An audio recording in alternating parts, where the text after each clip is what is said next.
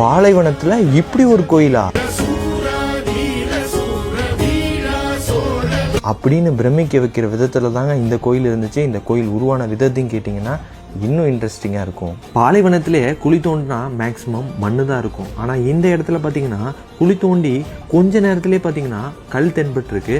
அதை எல்லாருமே ஒரு ஆச்சரியமாக பார்த்து அந்த கல்லே இந்த கோயிலுக்கு ஃபவுண்டேஷனாக உருவாக்கியிருக்காங்க அப்படின்னு சொல்கிறாங்க. அதுவும் இல்லாமல் பார்த்தீங்கன்னா இந்த கோயில் யூனிட்டி ஆஃப் ரிலீஜியனை மேம்படுத்துதுன்னு சொல்ல முடியும். ஆமாங்க, இடம் கொடுத்தது பார்த்தீங்கன்னா முஸ்லீம், கோயில் இருக்கிறது பார்த்தீங்கன்னா ஹிந்துக்கு. ஆனால் இந்த ஆர்கிடெக்சர் டிசைன் எல்லாம் பண்ணது பார்த்தீங்கன்னா ஒரு கிறிஸ்துவர். அனைத்து ரிலீஜியனும் சேர்ந்து கெட்டப்பட்ட கோயிலாக கருதப்படுது இந்த கோயில். அதுவும் இல்லாமல் பார்த்தீங்கன்னா இந்த கோயில் ஓப்பன் பண்ணது நரேந்திர மோடி ஐயா அவர்கள் தான்.